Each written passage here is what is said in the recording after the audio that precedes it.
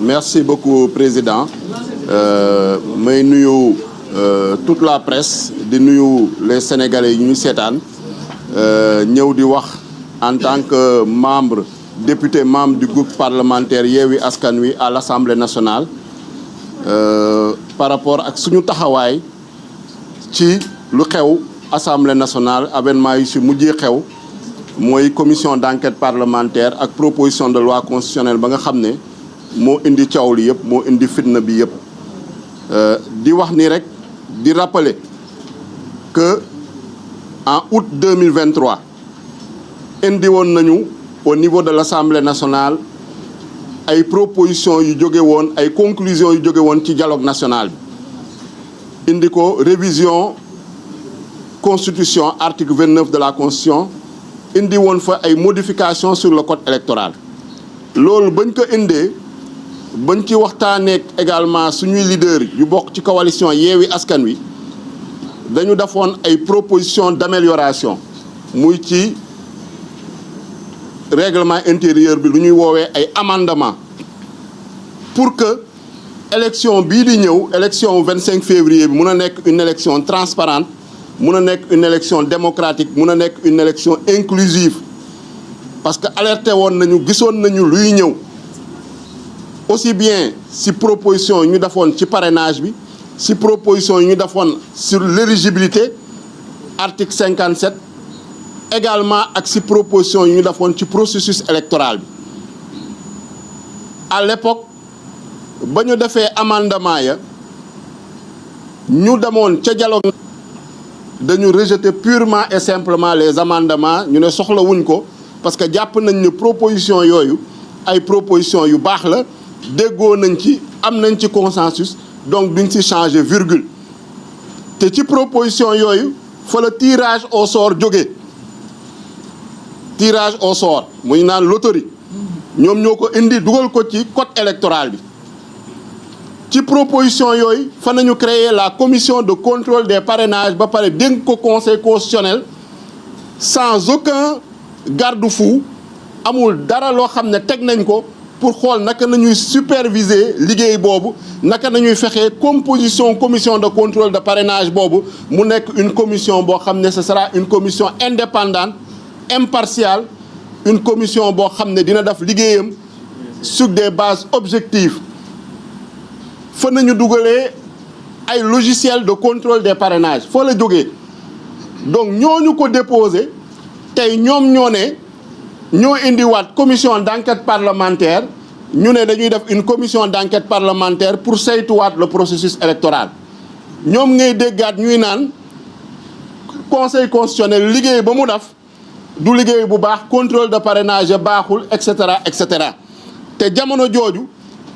ñun ba ñu indee amendement yi pour améliorer proposition yooyu ak code électoral bi ñoom dañoo bañ rejeter les amendements gouvernement rejeter les amendements ñu def recours devant le conseil constitutionnel dàq argument yu ñu ko tegaloon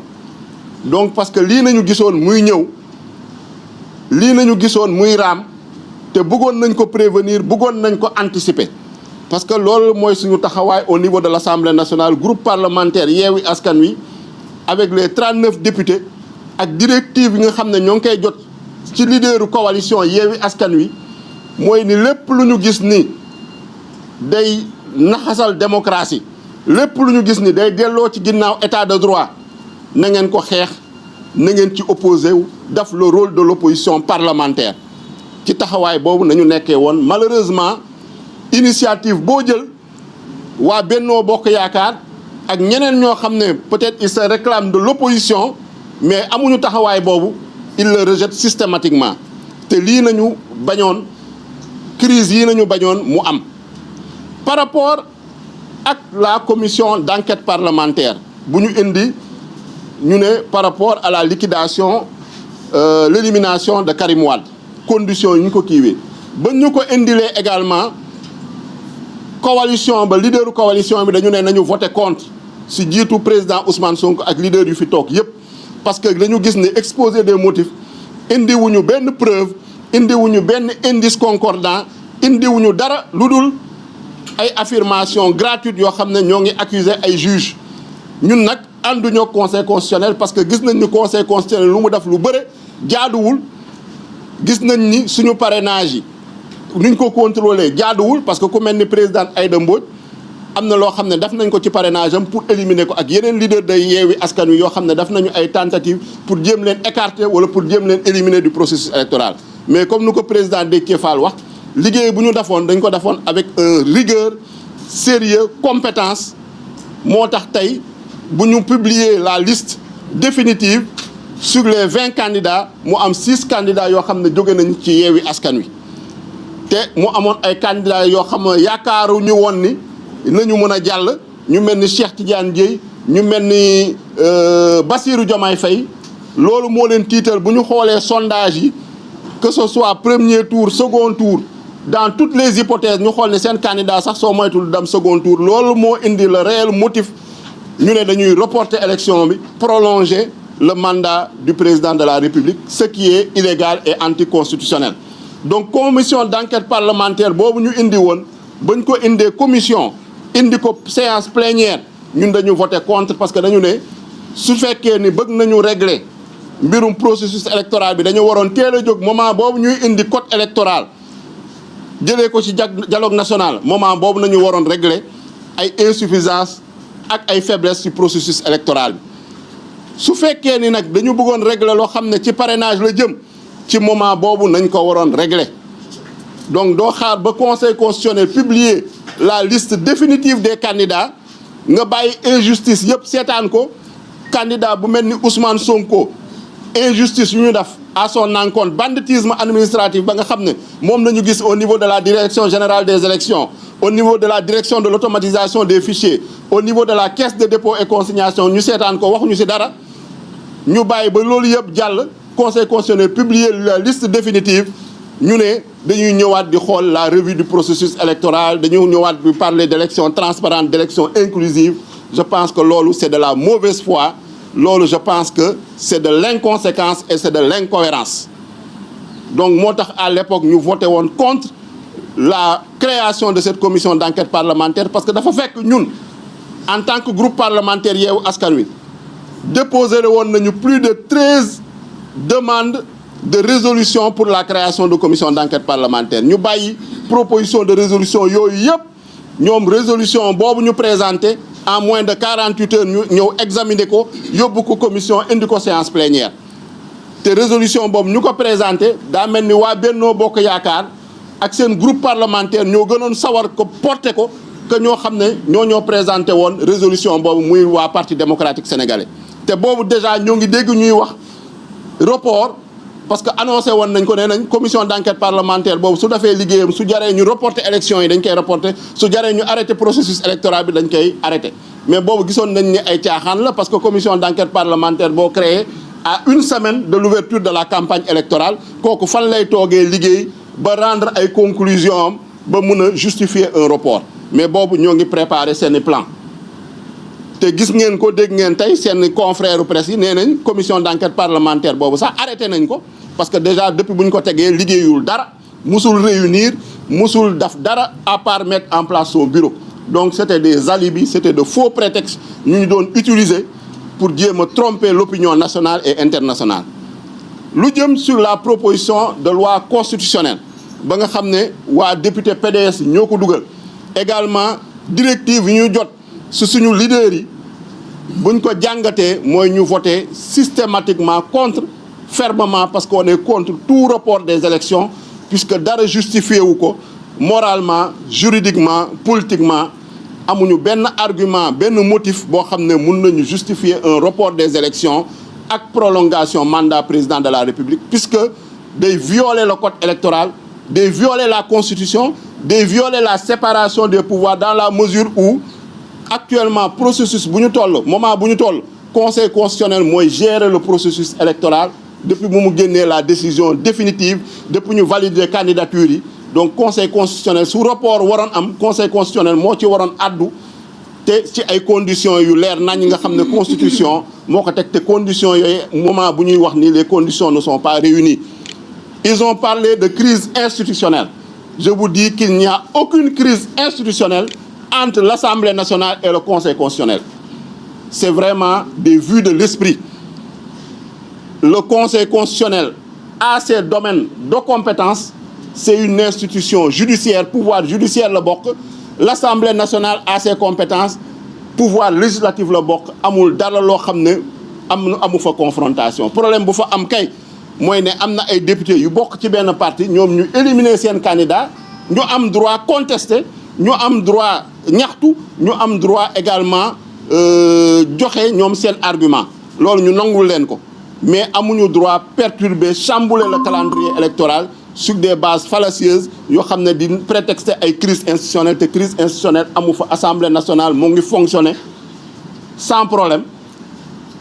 Conseil constitutionnel moo ngi fonctionner. Donc il n'y a pas de crise institutionnelle entre l'Assemblée nationale et le Conseil constitutionnel. C'est une crise politique au sein de Benno Bokk Yaakaar APR ak un problème boo xam ne mooy la candidature de Karim Wade au niveau du PDS. Donc loolu c'est pas le problème de l'Assemblée nationale. Lu mu ci bëggoon yokk mooy proposition de loi constitutionnelle boobu bañ ko indee Assemblée nationale 14e législature damuy nekk 14e législature ba léegi ñoo ngi doog a examiner une proposition de loi. Parce que ñaar moo am projet de loi mooy jóge ci gouvernement, proposition de loi mooy jóge ci initiative des députés. Initiative yëpp yu ñu fa jël ñun en tant que député déposé nañu 3 propositions de loi examiné wuñ ci benn. Mais proposition de loi boo xam ne déposé nañ ko samedi bureau bi examiné ko samedi ñu convoqué le bureau samedi bureau bi examiné ko samedi jébbal ko président de la République joxe avis le samedi même. Le dimanche ñu convoqué la conférence des présidents pour mu programmer joxe ordre du jour et calendrier dimanche à 11h. 11h nañu soog a jot texte bi ñun ñuy bokk conférence des présidents ñu ne ñu commission des lois dimanche à 15h la. Séance plénière bi c'est le lundi à 11h mooy maanaam proposition de loi ba nga xam ne engagé avenir u dëkk bi engagé le futur de tous les Sénégalais. Loo xam ne lu toll ni élection présidentielle nga bëgg ko plier en 48 heures loolu kenn mësu ko gis mun nañu ne battre na record Guinness en matière d'adoption d'une loi. ñun nag bu ñu yeggee commission taxawaay boobu nañ fa am parce que dañu gis ne motifs yi ñu avancé c'est exposé des motifs bi du ay motifs yoo xam ne mën na justifier la révision d'une constitution du motif boo xam ne mën na justifier le report d'une élection du motif boo xam ne mën na justifier la prolongation yokk mandat président de la République te dafa violer constitution bi en ses articles 27 article 30 article 31 ba pare remettre en cause la décision du Conseil constitutionnel mooy décision définitive ba nga xam ne moo établir la liste définitive des candidats. Donc loolu mënuñu ko woon nangu moo tax ñu voter contre en commission voter également contre en séance plénière. Loolu mooy doon suñu objectif pour voter contre en séance plénière mais mayuñu ko puisque séance plénière ba ñu ñëwee dañu ñëw commencer poser les questions préalables loolu article 74 du règlement intérieur moo ko maye. Question préalable mooy loo xam ne balaa ñoo dugg ci fond wu texte bi dañuy laajte ay questions yoo xam ne suñ ko résoudre maanaam texte bi kenn mënu ko examiner sur le fond loolu nañu def au niveau de l'Assemblée nationale.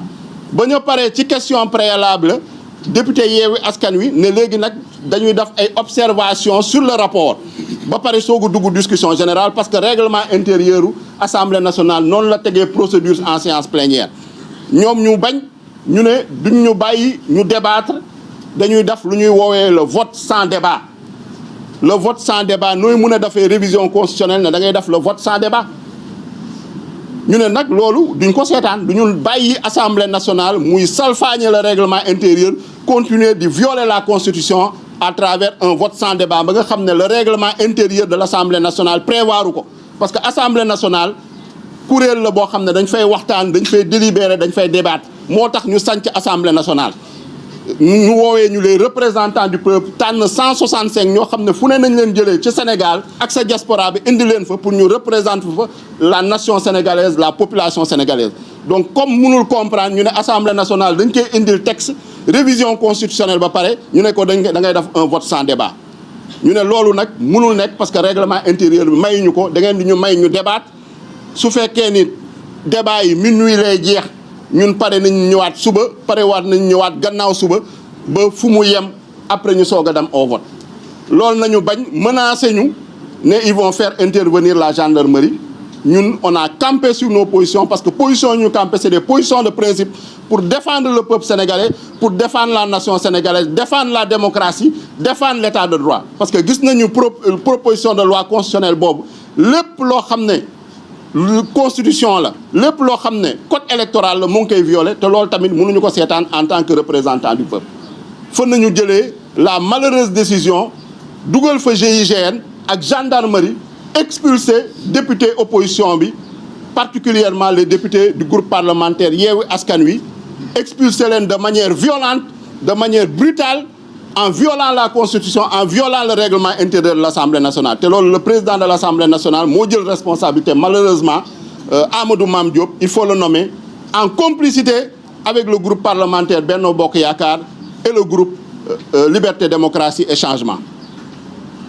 tere ñu participer au vote ñëpp di ko seetaan àddina yëpp di ko seetaan parmi certains députés sama collègue bi Ismaïla Diallo il a été violemment tabassé par des gendarmes brutaliser yeneen députés yi jigéen ñi mag ñi ñu brutaliser leen ñenn ñi ñu séquestrer leen man dañ ma séquestrer pendant plusieurs minutes dans un loo xam ne genre cellule la woon pour ñu empêcher participer ñu au vote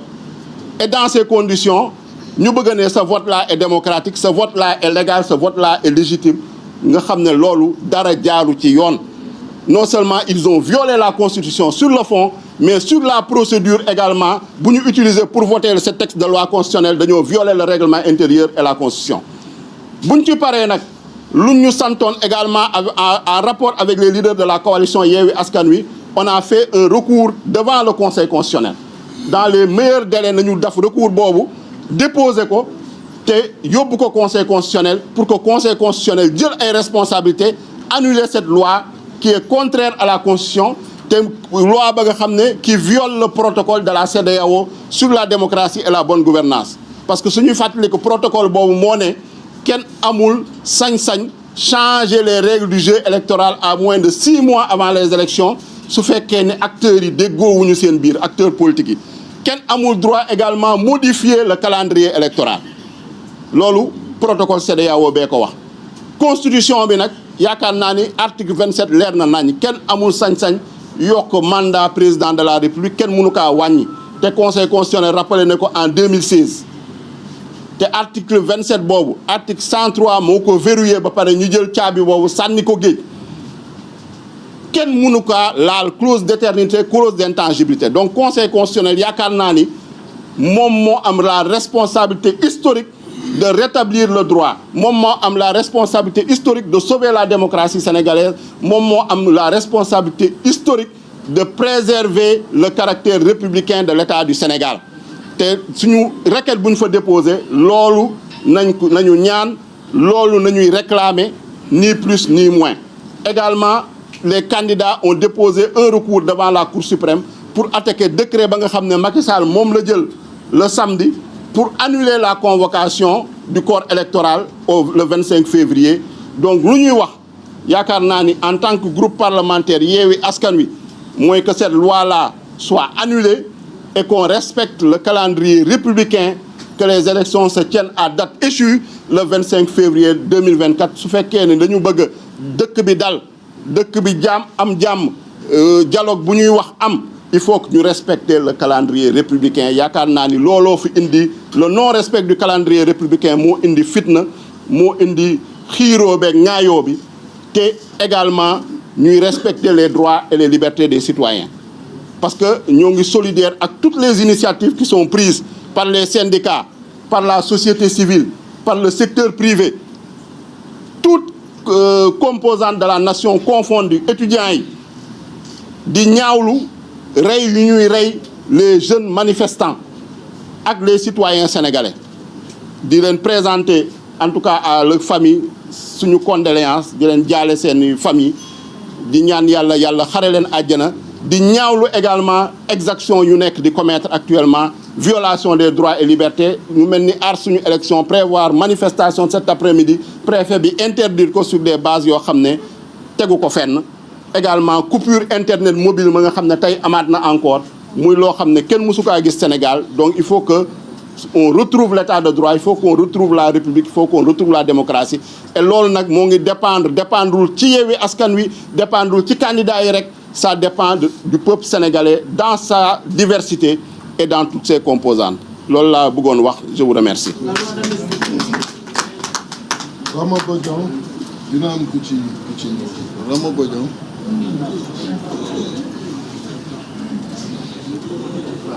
Salaamaaleykum mbokk yi maa ngi nuyu yéen ñëpp di leen remercier pour seen teewaay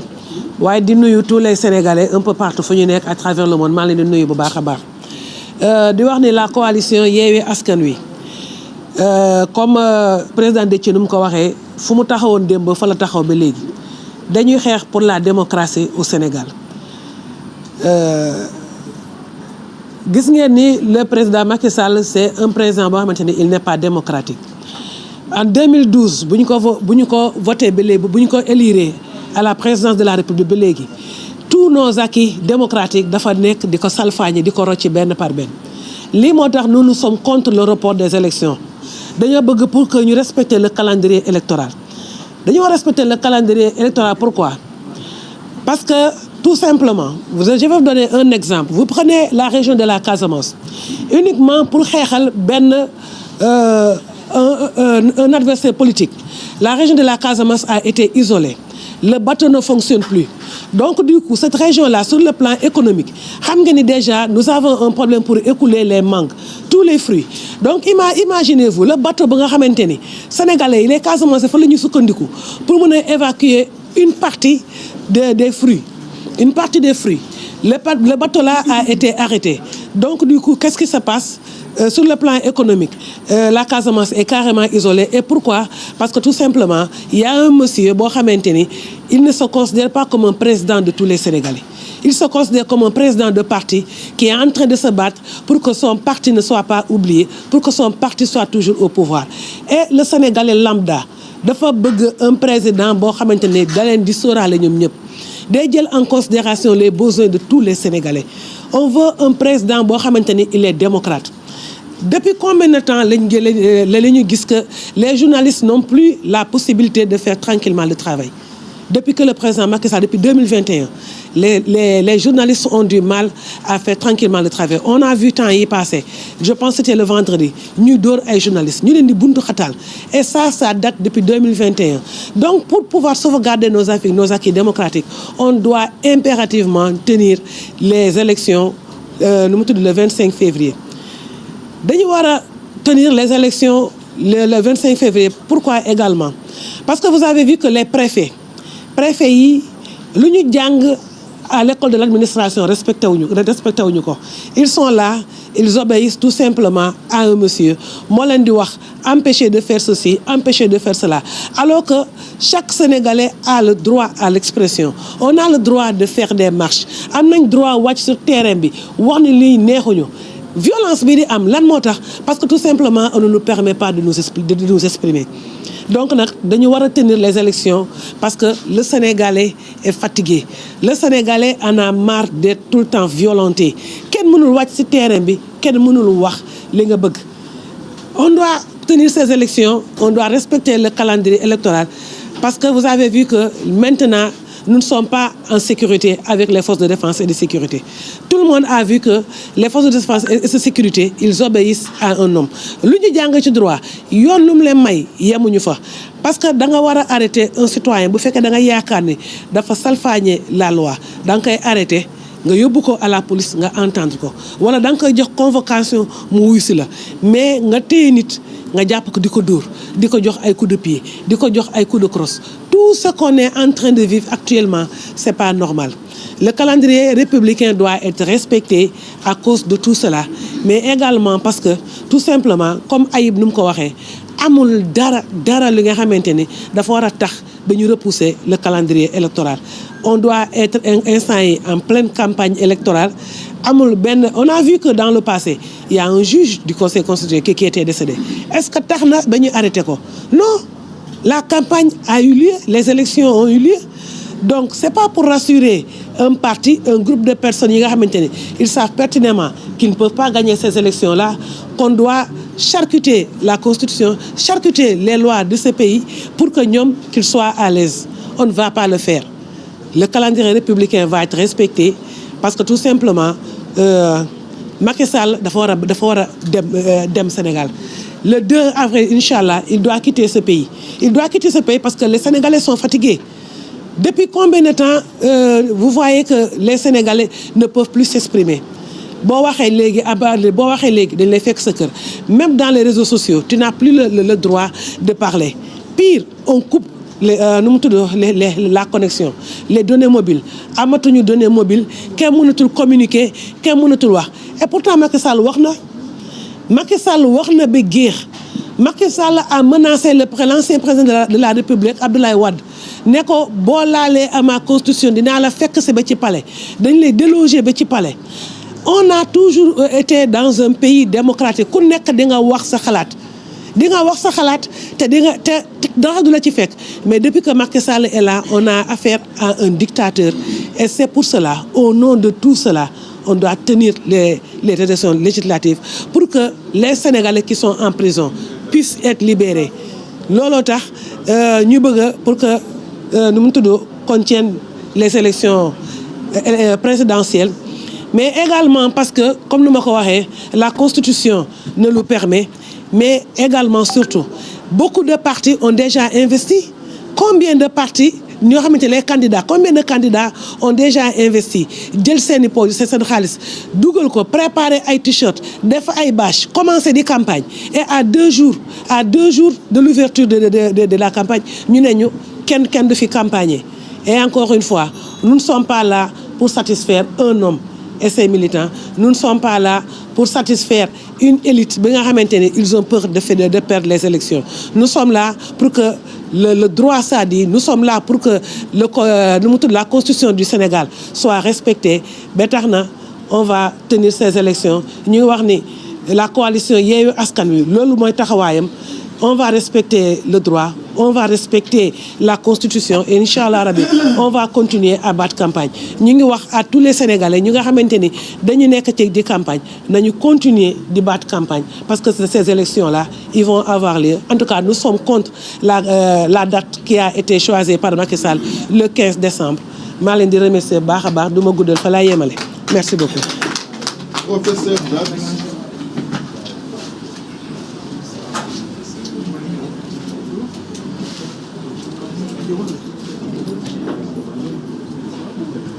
salaamaaleykum mbokk journalistes yi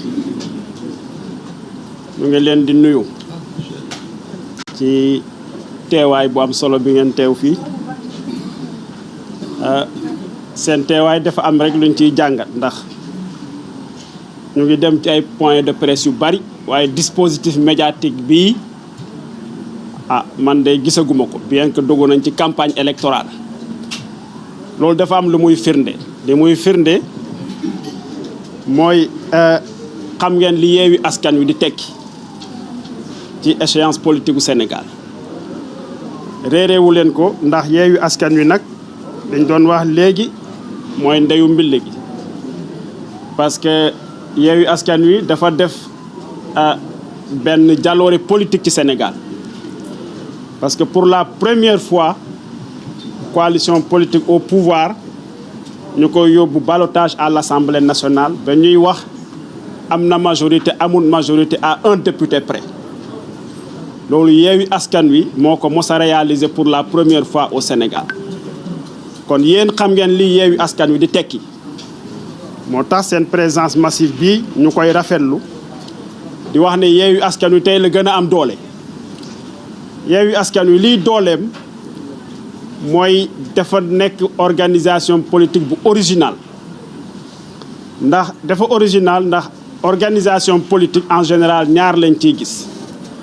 benn bi dafay nekk organisation politique boo xam ne purement politique rek lay nekk te benn candidat la ñuy am ci élection wala mu nekk cadre unitaire d'action originalité wu Yewwi nag dafa boole ñaari structures yi ndax dañu ne woon suñu ñëwee local ñëw législative dañuy nekk coalition politique maanaam fu ñuy dem benn liste la ñuy am ñu respecté ko waaye buñ duggee ci phase présidentielle nag dañuy daal di nekk cadre unitaire d'action permettre kenn ku ci nekk développer sa candidature soo ko ay naan loolu moo tax survie bi am loolu moo tax Yewwi Askan Wi du mos a dee mukk parce que ci niñ ko tabaxee la ndax dafa am originalité kon tey la gën a dund tey la gën a taxaw defe naa ne képp kuy sénégalais am nga lu la métti ci réew mi ndax réew mi nga xam ne mooy réewu président Senghor réew mi nga xam ne ku jaaxlewaan biir Afrique fii ci ay problème de gouvernance problème politique Sénégal ngay daw wala ñu conseiller la Sénégal ne la demal foofu kan ñu digal la naka ngay def ba génn ci tey suñu demee ba réew moomu di recevoir ay délégation yuy jóge ay CEDEAO yuy jóge ay Union africaine di ñëw dina dañuy régler ci crise politique au Sénégal wax dëgg yàlla ku ci nekk am nga lu la métti da nga wax ni ay suñu borom lan lañ la def lan la Sénégal def jusqu'à ce qu'on en arrive là tey jii ñun ñi nga xam ne ñoo doon suqali ñëpp tey ñun ñooy ñëw ñu ne dañuy ñëw di def ay délégation de commission man dama am lu ma métti intérieurement c'est que pour ça sénégalais bu nekk am nga lu la métti waaye gisoon nañ ko muy ñëw wax dëgg yàlla gisoon nañ ko muy ñëw ndax régime bii di régime bi nga xam ne mooy régime président Macky Sall dëgg la sénégalais yi bëgg nañu infrastructure sénégalais yi bëgg nañ dund bu baax sénégalais yi bëgg nañ liggéey coût de la vie bi war na wàññeeku waaye nag Sénégal dafa am nu ko yàlla bindee muy peuple boo xam ne dañoo bëgg démocratie dañoo bëgg seen liberté te képp ku yaakaar ne mën nga leen a sexal lu nekk ba ñu salfaañee loolu yaa ngi nax sa bopp. C'est pas pour rien qu'on est devenu un modèle démocratique en Afrique, c'est parce que le Sénégal tient à sa démocratie, le Sénégal tient à sa bonne gouvernance loo ko mëntoon a indil ba jox sénégalais bu nekk avion wala terre lu nekk du tax que les sénégalais tiennent à ça kon defe naa ne erreur d'appréciation la que dirigeant di foog ne war nga mun a def dara ci réew mi ba mun sénégalais yi nangul la ngay torpiller seen démocratie ngay torpiller li nga xam ne mooy seen acquis ñu liggéey ngay torpiller seen bonne gouvernance defe naa ne loolu manque de lucidité la pour dirigeant bu nekk boo xam ne xam nga sa réew ndax nag saw askan war nga xam ban genre askan la soo ko dee jiite waaye ñu xam ne le Sénégal tient à sa démocratie le Sénégal tient à sa bonne gouvernance kon bu ñu demee di gis tiré woon nañ sur la sonnette d'alarme mu ne démocratie bi ci régime Macky Sall reculé na ci fànn yëpp ndax fànn yi ñu koy nattee ci ñett la benn bi ci fonctionnement des institutions ñëpp gisoon nañ crise politique crise de confiance bi am entre les Sénégalais et leurs institutions mais loolu nag dem na ba egg ci cappaandaw li la goutte d'eau qui a fait déborder la vase mooy ba ñu demee ba gis fu mu nekk nii Assemblée nationale daal di jàppante ak conseil constitutionnel kon mu ngi noonu ñu ne processus liberté civile et politique dem na it ba àgg ci cappaandaw la ndax dem nañu ba jël le principal opposant du Sénégal ki nga xam ne moom moo porté un projet innovant d'un Sénégal souverain muy président Ousmane Sonko bari ànd ceeñ projet boobu nga daal di ko jël tëj ko kaso à la veille d'une élection ba pare dissoudre parti kon defe naa ne guddoo boobu aussi débordé loon na vase bi ci fànn boobu nga ñëw ci processus électoral bi ñëpp gis nañ élection ni mu fi demee ci régime mu Macky Sall bii parce que 2016 référendum bi la woon gis ngeen ko élection yu am pëccoxoo yoo xam ne kenn xamul nuñ ko organiser 2017 man mi sama parti candidat la woon dafa amoon liste gis ngeen ni mu demee ci 47 listes yooyu 2019 2022 2024 kon élection yu jaar yoon daanaka yoo xam ne am na organisation boo xam ne mucc ayib la presque amu fi gisuñu ko fi boobu it ñu dem ba guddoo bi nga xam ne moo débordé loo la vase mooy président bi xëy annuler décret bi nga xam ne moom mooy convoquer le corps électoral muy mbetteel bu rëy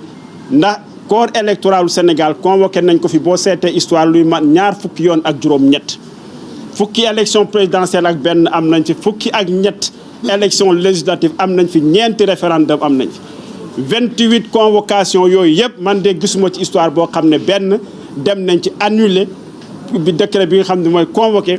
le suffrage universel pour la 29e convocation xaw ma 28e ñu daal di ko jël nërmeelal ko ne dañuy reprendre processus bi loolu nekk benn coup de force boo xam ne ñëpp a koy ñaawlu te ñuy xam ne Sénégal dafay réew moo xam ne bu am jaar-jaar la ndax bu ngeen seetee ba ñu éclatement bi parce que 19 août 1960 ci la fédération Mali éclaté le 20 août 1960 ci lañ voté loi bi nga xam ne moom mooy proclamer indépendance Sénégal léegi 5 septembre 1960 ci la assemblée législative électorale assemblée nationale ci la élire président Senghor boobu mooy suffrage indirect la boobu mais référendum bi nga xam ne mooy institué régime présidentiel mu am fi 3 mars 1963 première élection bi nga xam ne suffrage universel direct la 1er décembre 1963 boobu ba léegi bi ci topp 25 février 1968 bii sax dafa naroon a nekkaat aussi 25 février 2024 dañuy jàpp ne loolu la war a nekk ci la ñu def élection législative de élection présidentielle ba léegi mu nekk 56e année boo xam ne ba léegi kenn mosu fi toxal élection présidentielle kon loolu nekkul loo xam ne Sénégal mun nañ ko accepter c'est pas concevable pour le Sénégal décision boobu nag comme ni ma leen waxee mooy guddoo bi nga xam ne débordé noo la vase bi fi mu nekk le Sénégal est dans une impasse Sénégal nekk na ci impasse nekk na donte ne amul crise waaye nekk na ci impasse boo xam ne impasse politique la ndax décision boobu ñëpp gis nañ fi nga xam ne moom la foofu la yóbbee réew mi décision boo xam ne la décision bu anticonstitutionnelle la te sénégalais yi nag duñu may kenn muy salfaale seen constitution ndax fii gis nañ fi slogan bu nekk waaye slogan bi nga xam ne mooy mobiliser tout le peuple sénégalais mooy bi nga xam ne nag dañuy décider président bi dafay décider pour constitution bi ñu changé ko loolu sénégalais yi duñ ko may kenn te mobilisation yi passé fii ñëpp gis nañ ko am na yoo xam ne ni boo ko defee les sénégalais daf leen di unir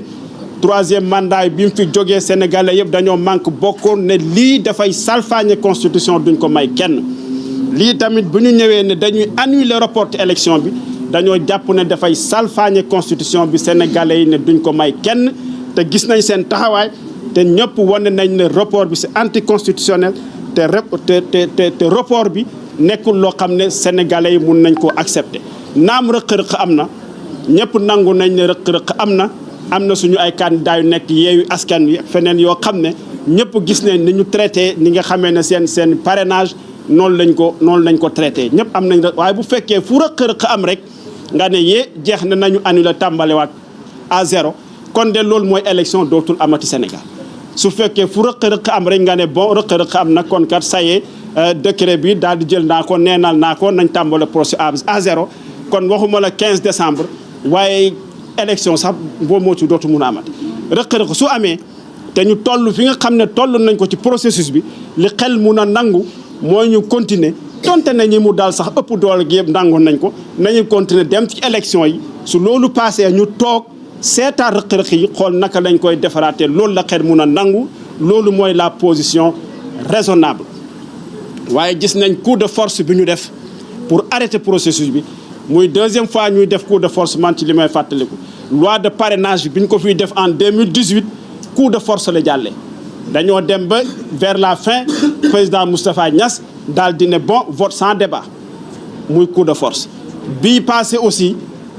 ñuy reporter élection yi aussi honorable Ayib Daffé ñëw na ci Sénégalais yëpp seetaan nañ ko coup de force la ñu def encore def un vote sans débat daal di bâillonner ñi nga xam ne ñooy des députés de l'opposition daal di jàllee lu leen neex loolu yaakaar naa ne vraiment honte la pour le Sénégal loolu réew mi mérité wu ko kon lii moo doon kàddu yi vraiment maa ngi leen di gërëm di leen sant salaamaaleykum wa rahmatullah. Donc on va donner la parole au président Lamine Dianté, après le président Cheikh Tidiane Dièye, le président Habib Sy et la présidente Aïda Ba Clotilde. asalaamaaleykum mbokk yi